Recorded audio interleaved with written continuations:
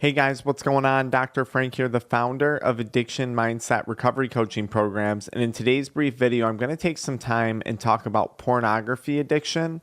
I'm going to explain why I think it's one of the most challenging addictions to overcome, the role it plays in nicotine, THC, and energy drink addiction, and provide you with some simple things that you can do to help manage it. Here at Addiction Mindset Recovery Coaching, we help people quit nicotine, THC, energy drinks, and adult media content. So be sure to subscribe if you enjoyed today's video. So right off the bat, I believe pornography addiction to be one of the most challenging addictions to overcome. And the reason for that is because of the ease of access and the rate at which a person's tolerance to the addiction, to the drug, we're going to refer to porn as a drug, can increase.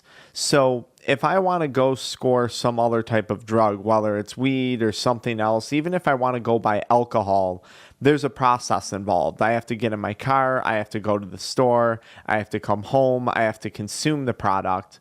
And then I have to be careful not to overconsume, because if I consume too much alcohol, I'm going to vomit. If you smoke too much weed, you're going to pass out. Your body has a natural stopping system, right? If you take too much opioid or whatever, you might overdose.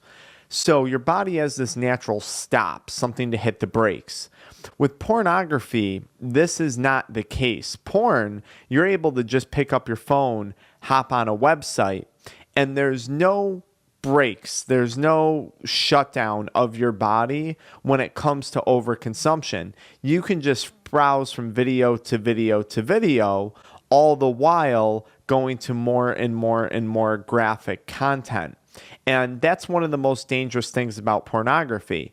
Your body doesn't have that breaking point. You could consume porn for hours on end every day. Yes, your brain is rotting away during the process, but you're not going to shut down like you would with another drug. In fact, what you're going to do is you're going to continue to dump dopamine during that duration of time, which is going to lead to more cravings and make it harder to get away from. And you're going to be continually increasing your tolerance to the content that you're watching. Combine that with the ease of access that we have to pornography, and I think you have a recipe for disaster. Now, here's one of the things that also makes porn very challenging: the amount of triggers that are out there today. If you're on social media platforms, Instagram, TikTok in particularly, Twitter, whatever it may be, you are constantly being triggered by images that probably lead to some type of sexual thought, okay? It's another reason why it's really hard to quit pornography. Now, I'm going to tell you, eventually that goes away. Once you have some time and sobriety from it, that does go away. But in the beginning, it's challenging. Now, let's go a step further with all of this stuff. So people who suffer from pornography addiction often present with like generalized anxiety disorders, depression, and things like that. Now, let's say you're consuming a decent amount of pornography each day and you're suffering from depression or anxiety from it, but you're unaware that that's the cause. Now, here you are feeling depressed and drained. And how do you cope with that depression? Well, you might actually turn to another substance, such as nicotine, such as THC, such as alcohol. You might feel drained, so here you are requiring 2 or 3 energy drinks just to get through your day.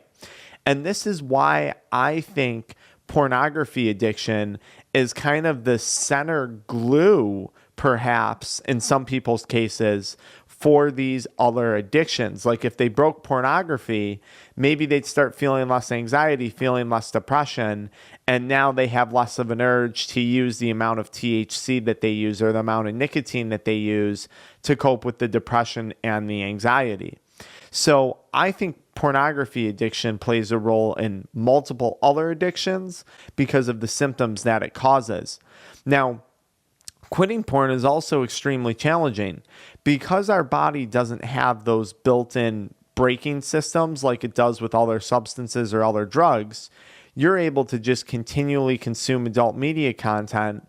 One, Most other people in society don't know what you do behind closed doors. So you're not going to walk around smelling like alcohol. You're not going to walk around smelling like cigarettes. So that guilt and that shame is really isolated to you. Other people don't see it. And I think that allows people to continue to use, because you don't have that judgment from the general public, because they don't know what you're doing behind closed doors. Now, here's the problem. You know what you're doing. And there's a big issue with that. If you struggle with addiction requires work, okay? And addiction is a struggle, quote unquote. Believe it or not, you enjoy struggling, okay? People enjoy struggling. I saw a Joe Rogan podcast on this once, and it's true. We need to be challenged mentally, physically. We need to work. And pornography addiction robs a person of that work. Picking up your phone, finding a video, and then just browsing, that really requires no work. A relationship requires work. A job requires work. Going to achieve one of your goals requires work. And as human beings, we need to work to feel valued. We need to work, most of us, to feel good about ourselves. And pornography addiction robs us of the joy of work, whether it's work in a relationship or going after a goal because the porn has made us demotivated, whatever it may be. And that, in my opinion, is one of the most dangerous things about pornography addiction. It's not erectile dysfunction that can occur from it. It's not ruining a marriage or ruining a relationship that can occur from it. It's robbing a person of their ability to experience finding joy in working and achieving and going after something. Porn is the definition of instant gratification, especially if we're sprinkling in all these other sources of instant gratification throughout the day: alcohol, nicotine, weed, energy drinks, whatever it may be.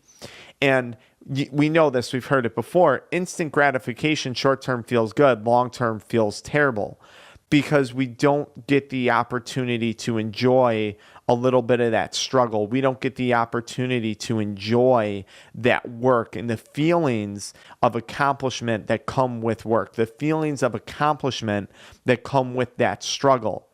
So here's my challenge to those of you watching this video who made it to the end. You're struggling anyways, okay? You're already struggling in this addiction. Why not start to struggle to create a better life for yourself? Why not start to struggle with some of the pornography withdrawal symptoms, but in the process, you're getting back to exercise. In the process, you're getting back to your relationships. In the process, you're working on your goals, whatever those may be, or creating new goals. That's what I challenge you to do. And I also challenge you to redirect your habits. The reality is you're not going to get rid of your phone, okay? But the behaviors you engage in when you pick up your phone day to day can change a lot. You know, I went from adult media content to Jordan Peterson, Tony Robbins, Grant Cardone, all the motivational guru videos and addiction recovery videos. So now it's like a habit. If I'm going to pick up my phone at night, it's not going to be for adult media content. It's for these other things that I enjoy, or I have other videos sprinkled in geared towards my hobbies. But instead of going to, the hub, I'm hopping on YouTube. Like anything, you can reinforce positive behaviors and positive habits. And I try and stick to things that are constantly going to move the needle forward in my life versus pull me backwards in life. So I think if you can see porn for what it really is, if you can see porn for what it's actually doing to you and the significant role that it might be playing in other behaviors in your life, I think it's going to make quitting a lot easier, because you're going to quickly realize it's not about what you're giving up, but it's about what you stand to gain back from recovering from this addiction. I hope this video helps you out. Why don't you follow me into the next video where I talk about the benefits of NoFap? I'll see you guys there.